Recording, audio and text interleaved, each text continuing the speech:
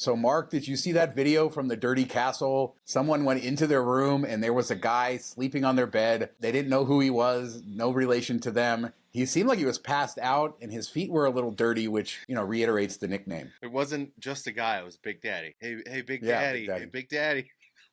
That guy has a story to tell, I swear.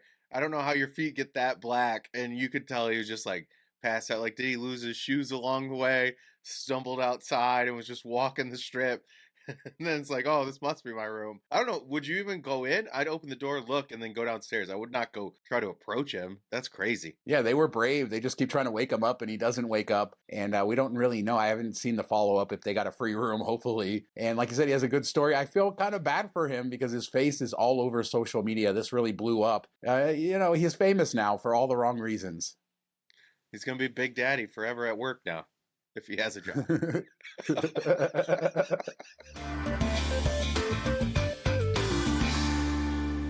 So, Mark, as this video comes out, Tropicana is literally shutting its doors right at the same time we release our video. So we'll talk on the next show more of a retrospective. What is the legacy of this place? But there are a couple of stories to talk about before the doors closed, including the machines have been shut off. Apparently, video from the casino, and I'm heading over there, so I'll include some of the video I have. They are already shutting down parts of the casino, machines offline. They really just don't care. I think that they've made that clear at this point. Yeah, it's sad to see, we've talked about how they've handled this poorly all the way to the end. And then we come to find out that they're not actually knocking it down until like October. So there was no reason for them to rush this closing. They could have waited for the anniversary and all that and done it out well. Sent it off right. And I think they would have made a lot more money. And now they're just shutting down machines when it might be some of the busiest days they've had in a long time for people, you would think, trying to say their goodbyes and just see this, be a part of history and witness it. And they shut down the machines, which doesn't make any sense. Like, you have months to get all this done. Why are you rushing? It's baffling. I think they just wanted to, they hated the Tropicana. Bally's much just hate Tropicana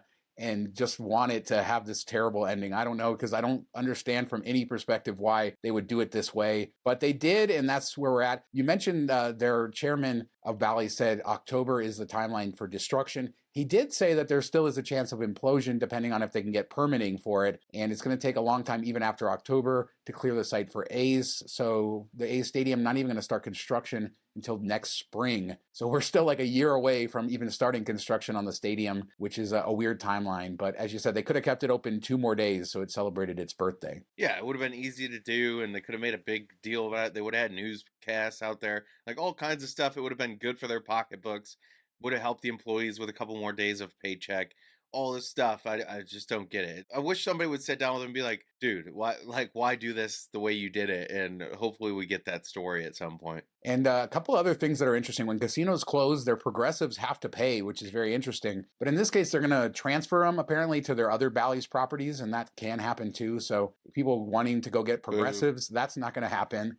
But one good news story, during the recent culinary union contract negotiations, the union was able to negotiate $2,000 severance for every year somebody worked there, meaning there are some employees that are 30 plus years they're going to come out with $60,000 or more. And that's a good story considering how much time and effort they gave this place over the years. It's really great for the people that are towards retirement age, maybe a year, 2, 3 years away from retiring. They're not going to want to go out and find another job. And this kind of gives them that bridge, to just say, okay, this is it. I don't need to go find another job. I have this money. And that's pretty cool. And I'm glad that they did that. So last Tropicana story, we have details of the liquidation sale that's going to happen.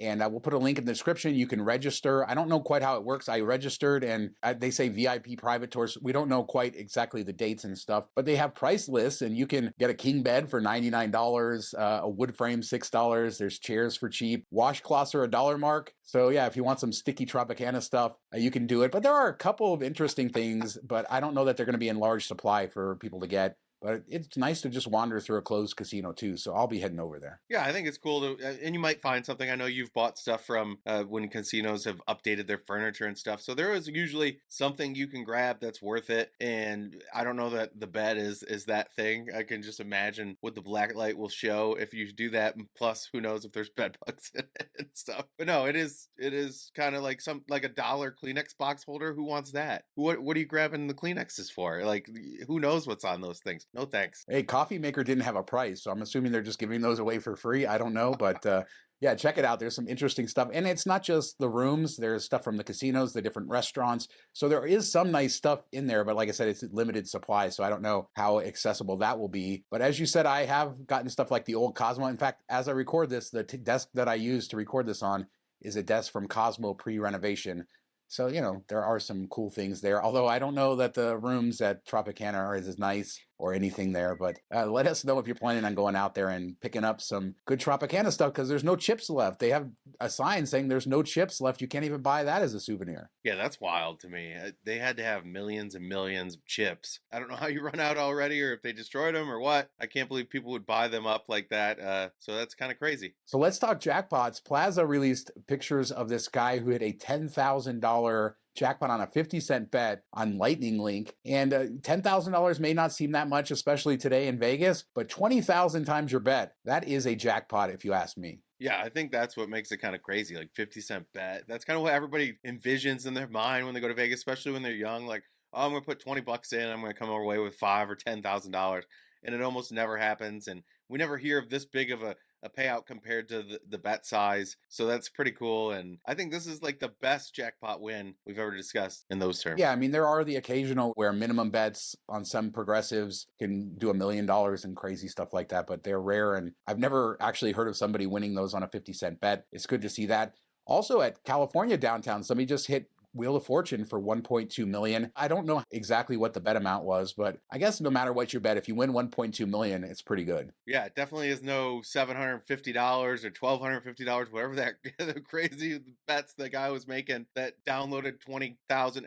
Originally, the tweet said from ATM, from bank, but I think it was just like from his player's account or the money that he had gotten from the casino. Blows my mind that you can just push a couple buttons and all of a sudden $20,000 is dropped into the machine. But if you have the money and you're betting big, it probably doesn't feel that much different to you. But $750 a spin, that's people's like weekly pay in one spin. And then you watch it and he didn't win for like 2 or 3 in a row. It's just crazy. Yeah, Vegas Matt has done some big, pulls, and as his channel gets bigger, he's done $400 spins, and it's painful to watch when you go on like a dry streak and the money just goes down. There was a lot of debate about whether it's right to be able to allow people to load money from the machine. As you said, it came from a cashless account, so it's not like it was direct to the ATM. You preload money into your account and then you can download it to the machine. A lot of people don't like that. They did, I believe, a few years ago, tried to pass a law allowing you to actually download right from an ATM in a machine, but that was stopped. But I see at ATMs, I was at Green Valley Ranch the other day, and you can just get a gaming voucher right from the ATM, so they don't even give you the money. You can just get a ticket. I don't know how I feel about that either. Yeah, if they're doing that, they should get like waive the ATM fee or something. I feel like there's no other benefit to doing it that way besides you just don't have to carry around the cash. But if you lose that one voucher, you're out all the money versus you lose some of the money. Like I just don't see how it's beneficial to the player to offer that unless you're giving them a discount on the fee or something like that. I know they could just go to the machine, put it in, cash it out, or maybe even just cash it out at the ticket machine right away, but it just feels dirty, I guess. So moving on, it's snow season in Las Vegas. 15 inches of snow has fallen at Lee Canyon over the last 24 hours. We have this crazy winter storm. It's cold. We're losing out on those great days. We only get about a month of this nice weather before it gets hot, and we don't want to waste it in cold weather. But if you like skiing, it should be pretty good up there at Lee Canyon for a while. Yeah, this is nuts that there's that much snow this late in the year. And, I'm in Michigan and you see snow outside during the winter, but there's no snow on the ground now. And I couldn't imagine getting 15 inches right now. And I know that this is up on a mountain and all that. The elevation changes things, but the fact that it's like an hour away from the strip and you could go skiing and it's, just as bountiful as it ever is in early April is just crazy. And we've talked on this show about the weather, how beautiful it is when it snows in the mountains. Even in the valley, you get all those beautiful mountains covered in snow. And so we have that, and it's very rare to have that at this time of year. So very nice there, but it caused problems too on the roads because Cajon Pass, some of the roads coming from California were frozen over. There was a really bad accident this weekend, so the Easter traffic was pretty rough. But yeah, it got snow all around and cold weather, and it's going to stick around for a while. It's going to warm up a little bit, stay cold. If you were hoping to come next weekend for pool weather, maybe not the case, but hopefully we get to warm 70s, maybe low 80s pretty soon. Yeah, and you kind of expect that in April. April's where it flips to like 70, mid 70s. you can, if you're brave enough, if the pool's heated enough, you can go swimming and not, notice it too much. And now we're talking about snow, so who knows what it's in store for the next couple weeks. As a reminder, we have our Patreon. $5 a month gets you access to our weekly after show where we talk Vegas, behind the channel, have a lot of fun there. Patreon.com/MTM Vegas for all the info. And thanks so much to everybody who supports us over there. So Harrah's has been building their new porte-cochere for a while. And thanks to Carrie Balicki, we now have a picture of it. I haven't been over there yet, but this looks like a huge improvement. And dare I say, it looks very nice. Yeah, it does. It looks a lot better than the Harris pool. Oh, ba-da-cha-cha.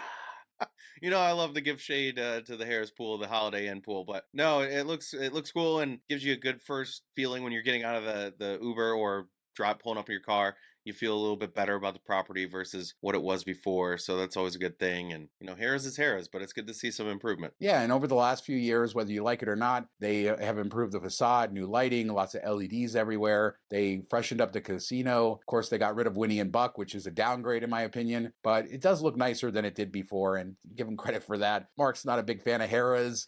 My last day there last year wasn't great, or I didn't even stay in the room, but my room wasn't great, but I don't know. I like the place. It is an old Holiday Inn. I do miss the whole riverboat facade that it used to have. I think that was cool, kind of old school Vegas compared to the purple everything these days. Yeah, I think it was really cool. I mean, we saw a video a while back that showed like the strip as the guy was driving down in the 90s, and there's a couple properties that stood out that looked better then than they do now, which is kind of crazy to say, and Harrah's was definitely one of them. So on to sports and opening days of baseball. And very interestingly, the Oakland Athletics only drew 3,387 people, while the Aviators in Las Vegas drew 9,742. So the AAA team doing better than Major League Baseball team. How is this team not going to go bankrupt before they move here? Yeah, it's crazy. And I mean, part of it you get a little bit because they're moving the team, they're leaving the city.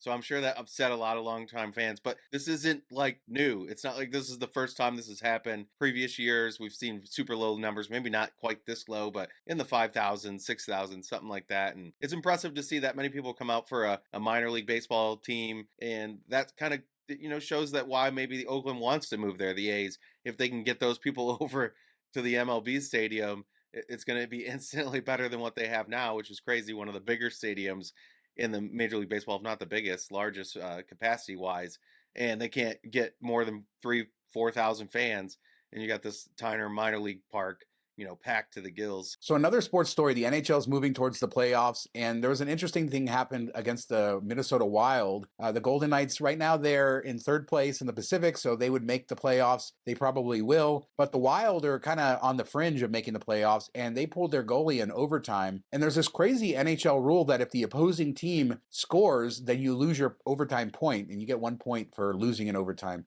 I never heard that, and it's interesting. So the Golden Knights scored an empty net goal. They get their 2 points for the win, and the Wild gets 0, which could hurt them. Yeah, I thought this was so stupid when I first saw it. I'm like, what are they thinking? But when you go look at the standings, I don't think 1 point would have helped them much. So they're just going all in. I don't think this would have happened earlier in the season, when there was still things up for grabs. But coming down towards the end of the season, I think they had to risk it for the biscuit, as they say. But it's an interesting rule nonetheless. So we have a couple of updates from our last show. The Fontainebleau offer we talked about, apparently that's not for everyone. So it was 2 nights at about $130 a night, $125 credit. A lot of people do have that, but not everyone has that. So if it's not in your account, you're probably not eligible. Although I had one of our accounts has a different offer from like $140 with the same thing. So it was slightly different. So just check your account, see what you have there. And then I got some emails about Founderscard and Caesar's Diamond, specifically why this is only through 2025. Somebody said, Founderscard made one last deal, but you and I have been covering Founderscard for a long time. And for many years, it was year to year. It was a 1-year contract that they would sign every year and they would sweat it at the end. And then a few years ago, they signed a multi-year contract, which just ended. So this doesn't mean that it'll end in 2025 because in 2017, 2018, they had 1-year contracts as well. So I just wanted to say that. It may end next year. It may not end next year. Clearly, they would have to go back to the negotiating table, but they've done that before and they've been partners a long time. Yeah, this seems kind of just par for the course with them. They like to have everybody wondering if it's going to be a thing at the end of this one went a little bit longer than normal. Usually they wrap it up before everything kicks off, and this one was like after the year had ended, the player year. So we'll have to wait and see. I wouldn't be surprised if they extend it again. They've done it for so long now, and this was the time that I really thought they didn't have a chance with the change in ownership and the longer term deal ending. I figured maybe they'd be like, you know what, we're done with this. We don't want these fake diamond people in here anymore. They pulled it off, so I wouldn't be surprised if they did it again next year. Yeah, exactly. We don't know either way, but don't necessarily think that it won't go past 2025 because we've dealt with them and they had a lot of years where it was down to the wire and then they extended it. So hopefully they can pull that off again. I've been wanting to talk about this for a long time. I think you're the one who found it, the Top Gun experience by Sky Combat Ace. And it's like $2,000 to do this. And you get to fly the plane and do all these maneuvers and, you know, attacks and all this simulated stuff. You're of course with an instructor who can pull control from you. But according to their website, you actually are controlling the plane, which that's crazy to me. Sounds fun, but $2,000 if you're at least two people or $2,500 if you're by yourself. Not a cheap day out in the air, but it looks like a lot of fun. Yeah, it's a wild thing. Like I saw this. I think somebody shared on Twitter. They actually did it. I don't remember if it was like Viva Lost Value or who exactly. This was a little bit ago, but it just seemed like such a cool experience. And it's crazy. You go up in these planes that are $500,000 to build and everything, and you get to control it like you're and this came out right like around Top Gun Maverick time, and everybody was all about this life and that type of thing. So I think it's a really unique experience. If you're gonna blow $2,000 in Vegas, I don't think that you can really find anything better than this. I don't know if I could pull it off without vomiting all over myself with the G's you pull and everything, and I get a little bit motion sickness in the back of cars, so I couldn't imagine what it'd be like in the back of this thing. Yeah, I feel like I would get really sick there. They also have locations in San Diego where you can fly over some of the Top Gun filming areas, and then they're in Lake Tahoe as well. But Vegas sounds like a lot of fun, and if anybody out there has done it, let me know in the comments. I'm sure there's somebody out there who has experienced this. Was it worth the money? Did you leave thinking it was worth it? I don't know. It looks incredible to me. And let's close with this, upgrading Las Vegas. This was a tweet thread from a little while back that we wanted to talk about from Dawn Gilbertson, and she's a travel writer. And she basically approached her trip to Las Vegas by saying yes to every upgrade that was offered. So if she went to a show, like she went to Sphere, she bought the VIP experience. When she checked in to the Venetian, they offered her a upgraded view, which we all know is like the same room, but just, you know, a slightly better view. So she paid that, and all along the way, she upgraded herself over around $1,000 in upgrades, and some of them worth it, some of them not. And this is a reminder that if you do that, you take that sort of approach to everything, it gets expensive pretty quickly here in Vegas. Yeah, the craziest one I thought was Fear. Like you're paying, what was it, like almost $300, and you don't really get anything out of it. Like she wasn't that far away from her friends that paid $79, and then Meow Wolf just seemed like you get like a drink and a little bit of merch, and that's about it. So those two I would stay away from. The sports book, not just because she watched the Lions game, which of course that's always going to be a great time, but you know, standing room only everywhere else, and this included food and drink. It didn't seem horribly priced, so I thought that was a really good one that she pulled off. And then I thought the buffet one, cutting that line, you know, we always talk about one of the perks of diamond status with Caesars is cutting the line at Bacchanal, and doing this for $35 I think is really worth it. And then bottomless mimosas and stuff for what was like $29. I think those two combined would definitely be worth it. If you're splurging and you're just kind of going wild and you plan to just gorge yourself at the buffet, I think those are two good ones worth doing. I think increasingly in our society, we see this at theme parks, at Disney as well, where you're paying upcharges to skip lines and all this stuff. It seems like we're being split into like, you can really pay to have a much better experience and then figuring out whether it's worth it. Some people don't have the money to skip the line. You know, if you talk about Wicked Spoon, between those two upcharges, you're paying more than the buffet itself costs, although, you know, you're getting drinks there as well. But even these VIP parties, $80 to get into Stadium Swim, we talked about a couple weeks ago, getting exclusive access to places, skipping lines, getting that better experience is a better Vegas, but also a costly Vegas. And that's just sort of where we are today in today's society. But it's interesting to see that approach and, you know, what worked, what didn't. The VIP experience at Sphere, she said, you know, her friends who paid $79 for their seats were very close to her. And her big sort of thing that she got was being able to talk to the robot. So I don't know. I don't think it was worth it. But it's an interesting thing. I wonder how many people are paying upcharges and how they justify it. If it's something that's meaningful to you, I don't feel like we think about it too much. But when it's something that, you know, maybe skipping a line where we know we could wait 30 minutes, but we don't want to, I feel like that's a little bit more iffy in my book, or at least in my head. I'd love to skip the line, but I like to keep money in my pocket too. You know when it always makes sense and is always good? When you're going to get reimbursed from work because you write about it. And that's why we write Twitter threads about upgrading Las Vegas. Actually, I think it's a cool concept. I'll put a link because I think she wrote a whole article about it as well, but I'll also put a link to the Twitter thread. I really liked it. It stood out to me. So let us know what you think about that. About Top Gun, would you fly that? Tropicana, the Severance, are you going to get some of the liquidation stuff? Hit us up in the comments. We do 2 shows a week on Tuesdays and Fridays, and we'll be back in a couple days with another show. Thanks so much for watching. Talk to you next time. Have a good week, everybody. Feels dirty, I guess. So moving on, it's snow season in Las Vegas. It's April and it's snow season. Yeah, I nailed that transition. But 15 inches of snow has fallen at Lee Canyon. What? Is it that bad of a transition? You said 15 hours, 15 inches, 15 hours. You Thanks just wanted to Carrie say Balicki. I said it right, though. I nailed it. I was worried. Oakland Athletics only drew $3,387. Jesus, what's wrong with me today? Jet that, is $500 million, and, or is it $500,000? What is it? How much are they? 500,000 or 500 million? There's no way they're 500 million. Bet hit a $20,000 jackpot. Hit a $10,000 jackpot. Yeah, I'm kidding.